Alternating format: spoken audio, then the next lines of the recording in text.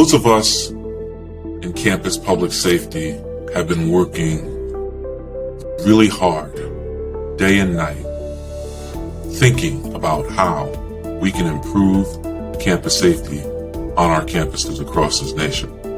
Campus Roll Call is designed to provide a space for practitioners, academics, community members, and department members to engage in thoughtful conversations about issues that matter to us. My name is Ronnell Higgins. I am the Director of Public Safety and Chief of Police at Yale University. I want to welcome you to Campus Roll Call.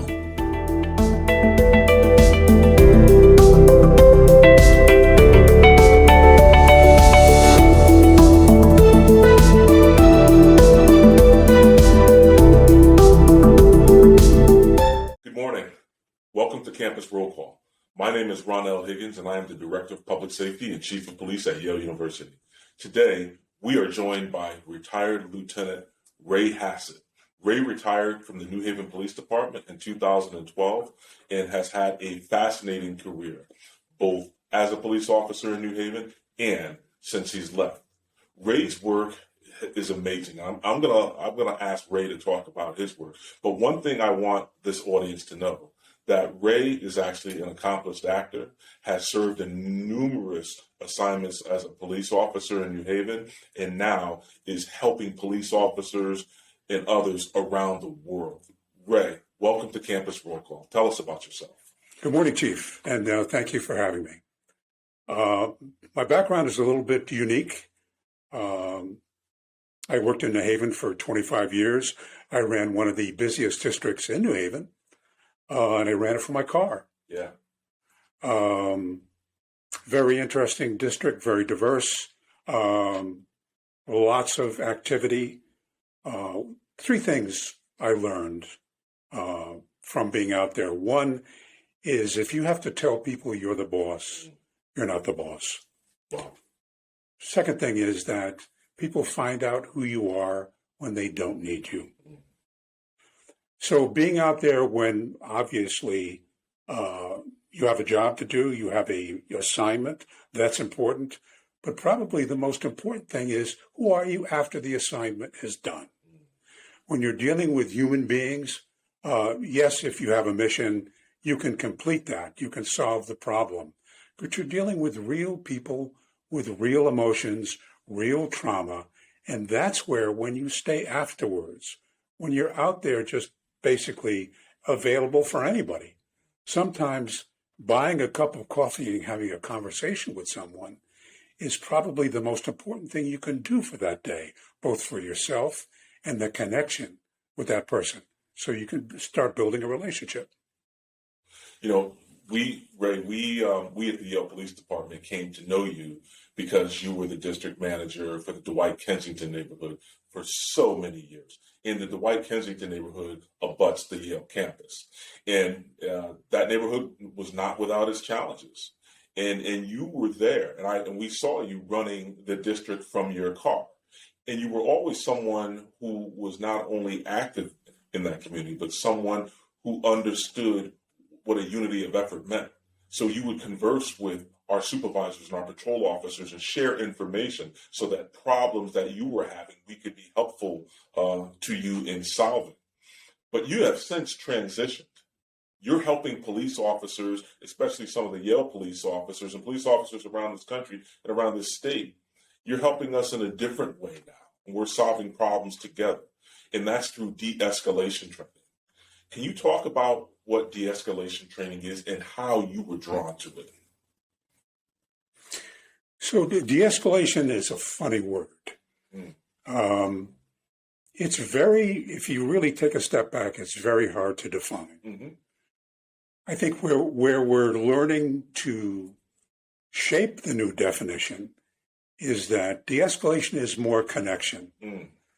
Kind of the old school definition is if somebody is really amped up or stressed out or behaving badly, you step in and perhaps by what you say or how encouraging you are, the expectation is the other person will buy into that and start to comply with your requests. I kind of think that that's kind of outmoded thinking. We're in training not only police officers but everyday citizens. We're training them to understand behavior, understand trauma, understand history, understanding that the little things are the important things.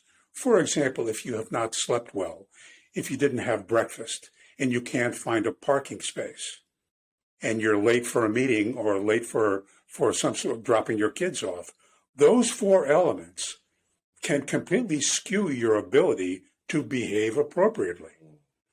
So, I think that there's a culture shift here in policing. Yes, policy and procedure, the rules are important, but understanding that people need to feel that they have some sense of control in their life in order to be able to follow the rules. So unwittingly, what I learned as the boss in Dwight Kensington is that people let you lead.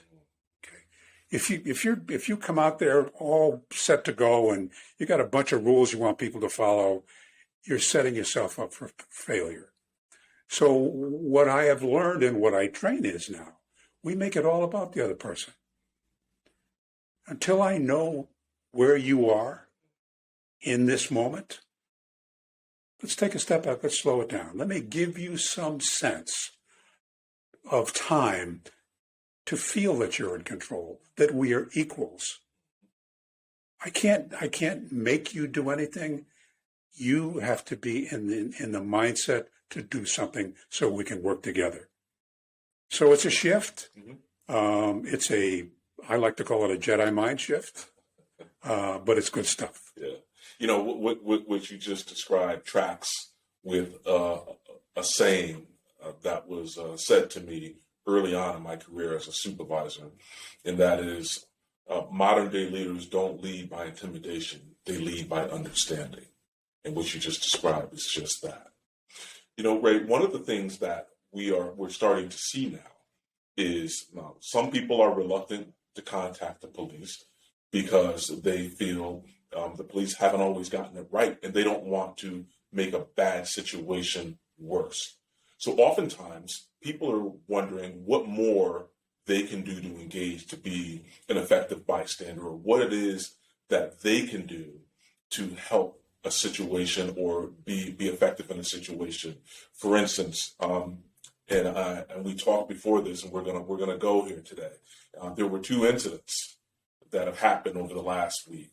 One where a woman was sexually assaulted on a train in Philadelphia, and no one stepped in to help her. But then in another instance, in Arizona, a young person had went in to rob a store, and there was a Marine in the store at that time. He not only intervened, but he ended up disarming that young man. Can you talk about those two instances and what it means to be present in the moment and being able to be an effective bystander? So let's, first of all, deep dive into what a bystander is. Let's do it. A bystander is somebody basically, to me, who stumbles upon a situation that is outside the norm and either does nothing because it's interesting. In policing, we have that term rubbernecking. Oftentimes on the highway when there's an accident, the traffic slows down. Everybody's looking. Sure. When we're talking about other human beings and situations that are dangerous, bystander is not necessarily where you want to be. And I'm going to go up to 10,000 feet here, and let's talk about Socrates. Okay. He had a phrase, "Know thyself." So, building on that, know thyself. What's your skill set? How present are you in the moment? Our culture right now is we celebrate multitasking. We're encouraged to multitask through social media. Our devices are our number one connecting point. and they're relentlessly loving. No pushback on a device. Real people push back on you. Mm-hmm. Real people are driven by emotion. Real people are driven by trauma. Real people are driven by impulse. So complex. So we've unwittingly, and we've done it for a couple of different generations, and it's now part of our culture in an alarming way, we've gotten comfortable with being comfortable. Mm-hmm. When we come across a situation which is alarming, know thyself. What's your skill set? And most of us have no skill set. So I think we need to talk about what's an effective way to deal with a situation. Well, what is an effective way to deal with a situation? So in the way I train, we pay attention to everything. Okay. We pay attention to when things are normal. The training, and it's actually retraining, we start looking at the little things. When things are going smoothly, how present are you in the moment? Do you notice, for example, the tread on a tire? Do you notice the color of somebody's eyes? If you start looking at, I do a lot of behavioral, one of the trainings I do overseas is behavioral observation skills, how to predict terrorist behavior through nonverbal leaks, nonverbal cues. You know, the human brain, the limbic system, leaks what you're thinking and feeling. So if you retrain yourself to pay attention, you start being more attuned to the smaller details. Let's take, for example, how we become compromised with the pandemic. The face, for example, is the main screen to read another human being. With the pandemic, we've cut off half the face. So let's go to the eyes. In this training, in my training, we train people read the eyes. The eyes will tell you everything. But you've got to be present. Your heart rate has to be slowed down in order to take the time to read a face. A face has roughly 1,500 pixels, myriad of expressions. If you're paying attention, people will telegraph. They will telegraph what they're going to do before they do it. If you fine-tune your sense of being present in the moment, you're going to pick up behavior way before it gets alarming. You know, what I have found in a campus environment and in other environments, our communities are digitally distracted, whether it's jogging, whether it's walking down the street, walking into a Starbucks, okay? Not just standing in line, no, but when they're walking in. So when we're walking into a new environment, an environment that we know nothing about except that, you know, they're selling coffee there, an environment with new people coming in and out all the time, we're not present in the moment. We're not. We're distracted. And that's something that's not only fascinating to me, it leads me to this other thing I want to talk about. And we know this from our training as police officers, and that's the crime triangle. There are three elements to a crime: the desire to commit a crime, the opportunity to commit a crime, and the ability to commit a crime. And we've often argued that if one of those elements isn't present, then, or if we can reduce the opportunity to commit a crime, then we can prevent the crime from happening. But when we're not present in the moment, it's difficult for us to stop anything. It's almost like we become, I don't want to say victims, but we become vulnerable. We become vulnerable. And that's what I'm saying. I want to change channels for 1 second, and I want to start to talk about bystander. And I know that bystander means a lot of different things to a lot of people, but I want to talk about bystander intervention from the perspective of the person that's maybe coming in hot, that person that may be having that bad day. In your experience overseas and in training police officers, can you talk a little bit about what you're telling police officers and how you're training them to put themselves in the other person's shoes? So it's harder than you think to put yourself into somebody else's shoes.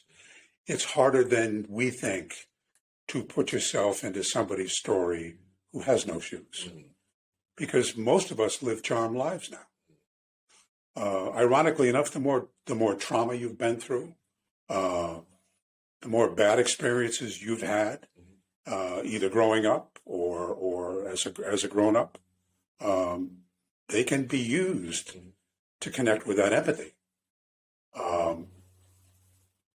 Let's move to the mindset of the perpetrator. Let's move to the mindset of the person causing this situation. Driven by emotion, driven by history, driven by not eating, driven by anger, all those emotions. So the way I work in my training is, let's experience some of those emotions. And I ask people directly, when was the last time you were really angry? When was the last time you were really hurt? And the feedback that I get from most people who basically are, they didn't sleep in their car last night. They have a good job. They have a family. They got ups and downs. Is that, geez, it was a while ago, maybe a minute. I don't know. But the person who was caught in that moment, that chaotic moment, is just on fire with emotions. They are in touch with their emotions. So their ability to read you as a bystander, what's your skill set? Are you afraid? They're pristine. They're almost on a primal level. And primal level is a survival level. So the crime triangle, if I'm that criminal, I'm an expert. If there's somebody in mental health crisis, I'm the expert because I'm living it. I'm in that survival mode. So we're trying to kind of get people to kind of get back in touch with their emotions. This is where, my ability as an actor kind of comes in. It's good stuff. I'm also an older dad with young kids. So I'm in touch with how kids think and how intuitively they're better at this than we as grown-ups are. Kids read situations extremely well. They're coming in present. Grown-ups, we as parents, we're on our device, multitasking. Kids and animals are great at this. Ray, as a police leader, we have to be very thoughtful and judicious about who we bring in as instructors to be in front of police officers. What they're training our police officers. One of the things that I find remarkable about your training is that you don't just come in with the canned training already prepackaged. You take the time to analyze the environment that the officers are working in, and you tailor the training to fit the need. When we were talking in preparation this morning for this podcast, we had a discussion about, or I had shared with you how, yeah, Ray, I remember going to the soup kitchen and serving food there, and that was a part of our police training before we hit the street. And you looked at me and you said, yeah, but have you ever been hungry?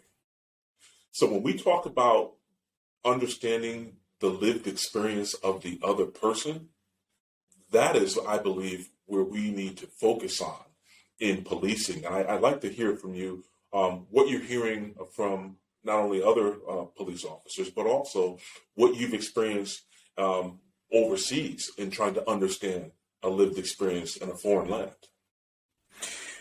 So one of the, and I'm carefully choosing my words because I want to nail it. Sure. The biggest thing that changed me from working overseas, and I've been deployed to 14 different countries, from the Middle East to the Far East to South America, where I am the odd man out. It could be language, culture, nuance. I've got to fit in, and I stand out. So learning to read the story, read what you're walking into without changing it, learning to blend, it basically brings the emotions down. And then you can start to feel where you can fit in. and then I'll jump to, we talk about everybody needs to be respected. What I found most interesting is, unless you've been disrespected, you don't really know what respect is. Once you've been you feel that pain, that hurt.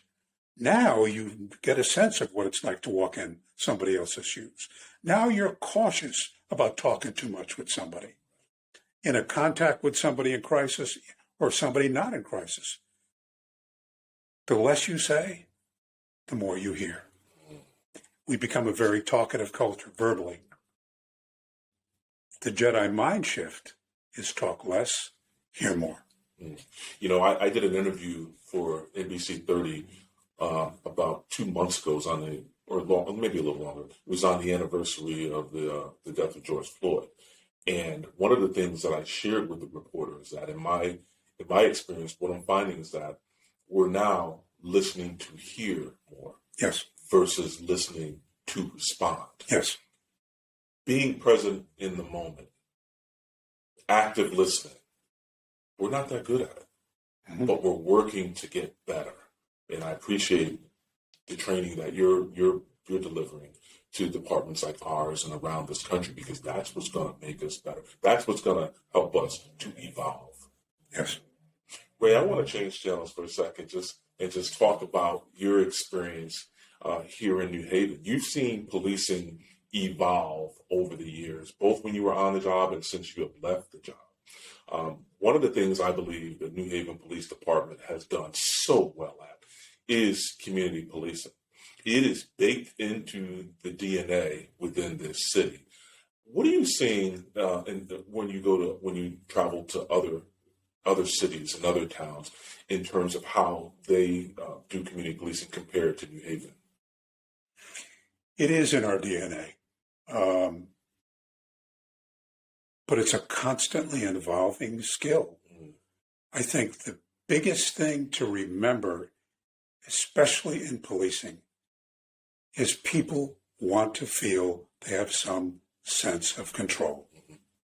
I think where we're rebranding, for the longest time, we were trained to be professional. Squared away, authoritative, commanding, all that stuff, which for the times was appropriate. Given the cultural change, given that we've become tribal almost, fear-based, and never underestimate the impact of the pandemic, the ability to almost shapeshift, to come in low in a situation. People already know we're the authority. Because there's some history, that's not necessarily a good thing. So I think the first 5 or 10 seconds, which kind of goes to my training in an introduction to someone, is the most critical. All the math is done in the first 5 seconds. Everything. Height, weight, age, race, ethnicity, your shoes, just your eyes. We do that intuitively. I go back to young kids. Kids do it automatically. Animals do it automatically. We as grown-ups, we don't. We think about it's the verbal. The verbal piece is the introduction. No, it's way before that. The public safety work is hard. It is hard work. I like to say members must be skillful, trustworthy, and committed. There's a lot of critics out there that's saying policing is broken, should be abolished, and that we just have to develop a new model. And when I think about community policing was developed during a time when America was trying to solve a problem. Now we're back here again, still trying to solve a problem, but I have to argue that community policing should not be disregarded. I think community policing, we should keep trying to work and implement community policing in different neighborhoods, but also continue to get better. In other words, we need to hold on to community policing, but also strive for community wellness. And by trying to achieve community wellness, we're working towards realizing that there may be some situations that the police aren't fit for, and we need to reach out to other professionals and others within our tribe, within our communities, to help solve these problems. What are you seeing in terms of programs, initiatives nationwide or even locally that you can point to and say, these folks are getting it right. They've got their finger on the pulse. So two things. I would rebrand that community policing to dysfunctional family policing. Talk about that.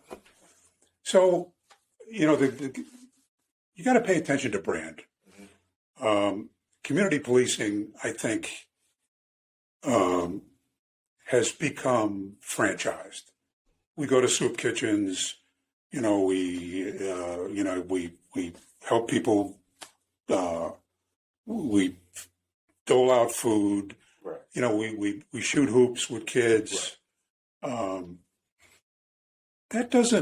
That's not deep enough. No. I mean, if you're out there every day, people aren't just incidents. Mm. There's history there. Mm-hmm. So learning about, at least in police training, my mission, my vision in academy training is, the first month you have no power, but you're going to learn about behavior. You're going to learn about behavior in trauma. You're going to learn about behavior in crisis. You're nobody. Mm-hmm. Because when you're nobody, you got to figure stuff out. And I can speak to that on a deeper level later on. But when you have no power, you got to figure stuff out.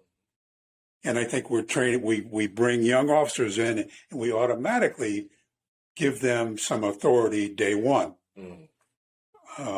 You're real good. You get very good at working stuff out when you have no power.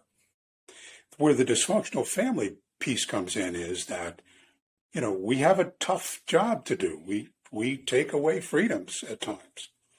That has many ripples. Yes, it solves the problem, but it does not take care of the aftermath of how that affects families, how that affects that block, how that affects that street. So, to be able to understand behavior, to understand that a location has a personality, that everything matters, you have to really understand about how the brain works, how the limbic system works, and have to pay attention to how you might skew a story just by showing up. So we go back to being present. We go back to don't write my story until you know who I am. Wow. It's fascinating. It's what I'm hearing you say is, we need to not do away with all the superficial programs. That's all well and good. That's what we should be doing. But in order to have a deeper connection with our communities, we need to really get to know our community members, and we need to not write the story Yes. about them until we know their story. For those of us who are working on a college campus, we have students coming from around the world who have varying opinions about policing in the United States. And it's been difficult. It has been difficult work over the last couple of years. But one thing I can say is that the critical, some of the loudest voices have forced us to really rethink what we're doing and how we're doing it. You had a different role at the New Haven Police Department. You were a district manager in the Dwight Kensington. So you knew of the Yale Police Department. You knew of our members. You knew of our campus. What are you seeing now versus what you were seeing then? Are you seeing anything different or hearing anything different in the manner and the way that we're going about our work? And can you talk about that? I think we really have to take a look at how dependent we've become on technology. Mm. Technology has atrophied our human skills. I agree. And I have to go back to as being a dad with young kids. we've let it happen. Mm-hmm. Parents have let it happen. We've taken a ride down the river to easy ourselves. So our kids, really, a lot of them have grown up below the radar, and they have a different way of looking at things. They have a different way of assessing things, and the analog piece, the old school piece, I'm carefully choosing my words here, is almost non-existent. And I'm going to go back to old school for the moment, because there is something to old school. There is something we learn on strangers. That's where the real learning piece is, on a stranger, not on a device. So growing up, and I do it with my own kids. Every year, we sell chocolate at the beginning of the school year. World's Finest Chocolate, I think, is the brand. Right. I bought some. $44 for a box, right? And you sell them for $1 each. Yeah. Now, when I was coming up, old school, my parents gave it to me, and I had to go out and knock on doors. Mm-hmm. I had to figure out dogs. I had to figure out making change. Right. I had to figure out the guy coming to the door with no pants on. Right. And I'm 7. Right. Right? Now, my kids bring home the box, and Grandma takes it to work, and all her colleagues put the money in there. Kids have missed an opportunity to figure stuff out. Now, understandable, I think one of the worst things we ever did from a parent's point of view is we came up with this stranger danger nonsense, because that we've taken away all our skills of our kids. Things are different now, yes, but you don't see parents taking their kids out, letting them go up to the door, learn how to make change, learn how to ring a bell, learn how to deal with conflict, learn how to deal with somebody who's making them feel awkward. Instead of telling somebody, give them skills. But you got to model this stuff, and let's talk about modeling. Wow. Modeling is we're all doing it. You're doing it. I'm doing it. We're living it. Biggest part of, I think, the success of my training, and it's not just with police, is that I live this stuff. Mm-hmm. I basically, I have no power now anymore. Mm-hmm.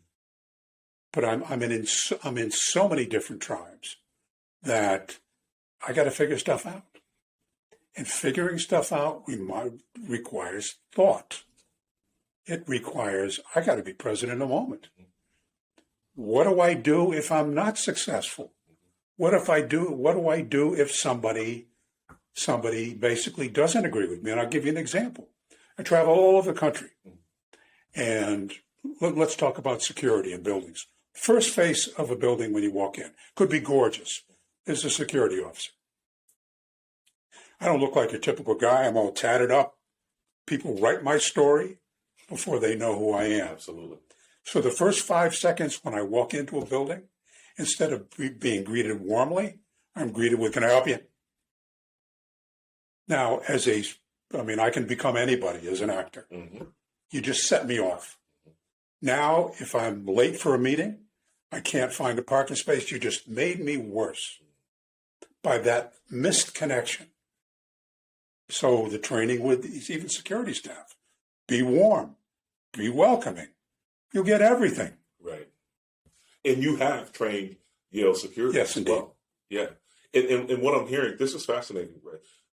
What you're describing, the context you're providing, informs how we can educate students about safety and security on our campus. Because we can't assume that everyone has had the same lived experiences as we did coming up. And I had a paper route. I was bit by a dog. Yes. Delivering papers. Yes. We had to knock on doors and we had to collect money. Yeah. At collection day, you had to go there and get the money. So I had to figure things out. So I'm tracking you. And so I think that we really, I think a space that we need to be in is trying to develop training or some sort of awareness and also model behaviors for students who may not have the skills that we have. They have other skills. Yes. And quite frankly, I'm not the social media person. Yeah. I need a young person to help me work through that. But we do have a role, and that role is to help young people figure things out. We can't assume that they know how to do so. Well, I think that along with that assumption, there's a confidence that comes when you don't have conflict. And I think where social media has hurt them is that their confidence that they'll never fail makes them just very, very fragile and very vulnerable. We learn on strangers. So I think modeling the old school way, the eye contact, the saying good morning, young people need to know that those are important skills. Pay attention. I want to take it back to something you said earlier and then bring it back to the present. You mentioned social media. You talked about knowing thyself. And on social media, it's so easy to read and respond in the manner in which you respond or what you respond with for the person or people who are seeing or receiving what you responded with, that they have an opinion of you. And sometimes that opinion that people have of you isn't necessarily the opinion that you want people to have of you. What are we doing? How can we, social media is I have 2 children and they're all over it. It just pulls and pulls and pulls you in. And one of the things that's challenging right now in this law enforcement space, in this policing space, is that it has been used to polarize this country. And it is very, very concerning. So when we talk about tribes, we're more tribal today than we have ever been, ever before. And it's because social media has served as a medium, that platform, to not only create tribes, but leaders of tribes as well. Yes. But to the negative, it's like canaries singing into a mirror. Okay, you're getting back what you're giving. There's nobody saying, "What'd you say?" Yeah, right. Exactly. Challenging you. Yeah. Yes. But up close and personal. Sure. Like on a playground or in a class. Who are you talking to? Yeah. Can't handle it. Yeah. But we perform like we train, and we're very, very well trained in the social media piece. But the old school analog piece is something that we need to. It's balance. It's all about balance now. We're out of balance culturally. But on the other hand, one of the things that in policing, we're saying, well, if our communities are on social media, if all these folks are on social media, then we need to be on social media. So we're trying to balance both being on social media to talk about our work and to be transparent. On the other hand, it's trying to be physically present and model the behaviors that we want others to emulate. This is hard work. It's not easy, but I if not us, then who? Well, to your point, let me go to Special Forces, and they're trained to have slower heartbeats when things go wrong. They're good at working in chaos, especially when they're working solo and they go up into the hills. They speak many different languages. And I've taken a page from that training. The more languages you speak, the better off you are. So digital is a language, but so is analog, so is old school, so is stranger. So encouraging eye contact, it's encouraging good morning to saying to someone, or sup, whatever the culture norm is. Right. You got to get it right. Right. Okay, saying good morning in one neighborhood is not going to get you anywhere. So knowing the different tribes you're working among, different languages, that's the citizen of 2022. I speak many languages. So you've trained police officers, civilians, bus drivers, and everyone in between.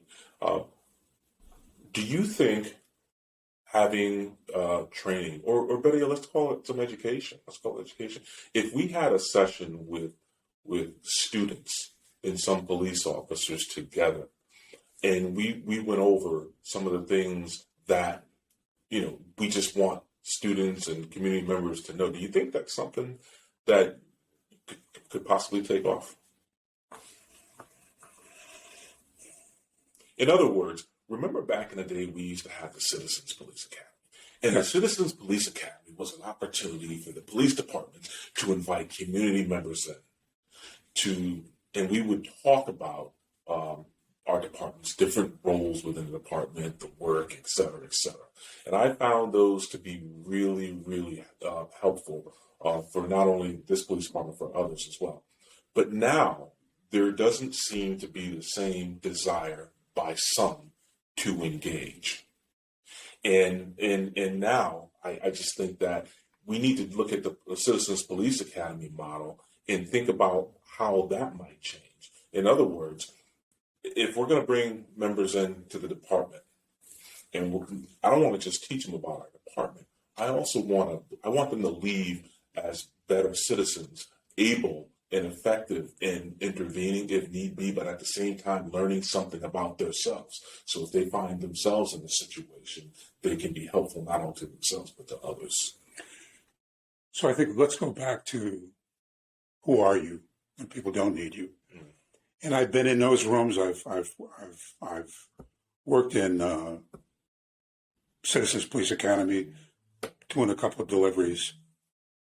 I've also hung out a lot in a lot of different tribes. Mm-hmm. And if you put cops in one room and civilians in the same room, cops are going to stick with cops. Yeah. Civilians are going to stick with civilians. So we're talking about what's the best way to connect. I think as we change as a brand in law enforcement, I think the natural draw when we walk into that room is to walk over to the civilians instead of to hang with each other. Mm. But that's a Jedi mind shift. Mm. You know, I mean, people are looking to connect from here. Mm-hmm. They feel it when you walk into the room. And telling you what I do, I guess that's okay if I want to be in the room. Mm-hmm. But if I'm scared of you, you're missing it. Right. So it's a little bit of a shape-shifting here that we need to do. Read the room. Mm-hmm. Where are people at? I mean, it's different working with I mean, I did some work in an alternative high school in New Haven. Last Stop High School. Loved working there. Kids are loaded with trauma, you know. Different relationship, you know. I mean, I had to come in real low, you know, because they had history, they had an opinion, they were loaded with trauma, etc. The fact that I was here to help, irrelevant, until they allowed me to help. What can police officers do to humanize themselves to others? What can they do to be more relatable? I tell you what, the more trauma you've had in your life, the easier it is to do. You got to give permission for people to feel pain. You know, we build cops up, we're squared away. You know, I see some of the videos that we make at the end. It's all about us, you know, our sense of proficiency. Sure. That's about our tribe. Mm-hmm. We're trying to connect with other tribes now. That's an art. Those are speaking different languages. One of the things, you know, there's a big discussion now of, I do a lot of mental health training with police and understanding PTSD and trauma and all the different mental illnesses and stuff like that. If you've never been touched by that, you're looking to send them to somebody else. I think that's where we are. We have a brand problem. Is that we're expecting somebody else to fix it. Let me send you to this person. Right. No idea of their skill set. Right.